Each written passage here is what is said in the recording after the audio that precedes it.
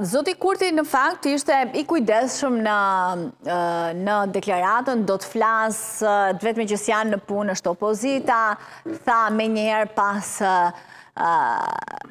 pas rezultateve paraprake. E para mendon se ishte i kënaqur me rezultatin si që duk Zoti Kurti, pra besonte se do ishte këtu, apo ajo çfarë shiti në fushat që do të arrinte të merrte edhe më shumë duke bërë opozitën si fajtore të këtyre zgjedhjeve. Dhe e dyta, po pret për të parë nëse e krijon vetëm qeverinë dhe pastaj të krijojë vetëm negociata për presidentin, apo thjesht po i merr pak më menge punët. Unë më merr mirë se ishte toni ndryshe, do të thotë në festën pas zgjedhore, dhe më duk se ka bërë reflektimin e parë që kompromisi është i domosdoshëm. Dhe ajo shfaq jo vetëm në fjalët që tha, por edhe në kohëzgjatjen e fjalimit të tij dhe në shumë elemente të cilat besoj se indikojnë në psikën e tij. Unë besoj se lëvizja vetëvendosje ka fituar, natyrisht kjo është fitore në raport me kundërshtarët, sepse ti je bindshëm subjekti më i votuar. Por ka humbur në raport me vetën dhe ka humbur në raport me pritjet dhe ka humbur në raport edhe me qytetarin në përgjithësi.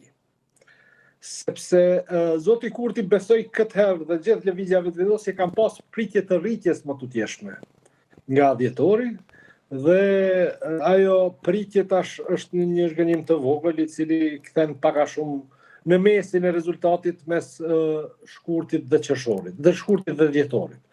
Dhe ndoshta edhe e bën të vështirë krijimin e qeverisë, pra krijimin e shumicës në parlament nga vetë lëvizja vetëvendosje.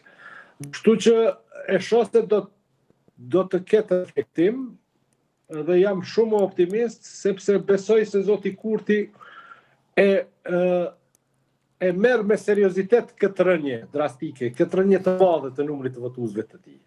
E analizon. Dhe çka besoj se do ta ngacmoj edhe më shumë, që do ta brengos edhe më shumë, është se ai nuk ka rënë vetë si pasojë ndonjë gabimi të tij të veçantë, por ka rënë së bashku me tërë establishmentin politik. Dhe sepse edhe PDK ta themi ka humbur vota. Do të humbte edhe LDK, siç thamë. Dhe besoj se ky element e frikson Zotin Kurti. Të qenurit të perceptuarit si establishment besoj se do ta friksoj më shumë se çka do tjetër. Dhe besoj se kjo do ta bëj të reflektoj në mënyrë që të ecim tutje. Sepse me të vërtet ka qenë një shuklak, ky abstenim ka qenë i madh dhe do të bëhet shumë më i madh nëse këta insistojnë në një palë zgjedhje tjera. Risku do të jetë jashtëzakonisht i madh. Unë nuk besoj se ka një kryesi partie apo një strategjist partie i cili do të ketë guximin thotë po ta sfidojmë edhe një herë qytetarin, shkojmë edhe një herë në zgjedhje. Sepse ky abstenim ose do të rritet, ose do të mund të organizohet vetë për të sfiduar bashkërisht në zgjedhje, dhe kjo është besoj më e frikshme për subjektet politike, prandaj edhe mendoj se do të ketë zgjidhje. Çështja do të jetë kjo. Zgjedhjet e kaluara u shkaktuan sepse Zoti Kurti nuk i ofroi opozitës presidentin, nuk donte ta ofronte presidentin. Besoj se tash do të detyrohet ta ofrojë spaku njërin prej posteve kryesore, pra në rand të parë presidentin. Pra rrëfimi i opozitës ishte se Zoti Kurti nuk mund t'i mbajë dyjat, edhe kryeministrin e presidentit, duhet të ketë një balancë mes tij dhe forcave tjera. Dhe këtë do të mund ta bëjë presidenti. Unë besoj se tash do ta ofrojë, do të detyrohet ta ofrojë, do të mundohet ta shmangë natyrisht në negociatat e tij, por në fund të ditës do të detyrohet ta jap. Dhe se cili do të jetë partneri dhe cili do të jetë presidenti i jashtëm mbetet të shihet nga negociatat që do të ndodhin.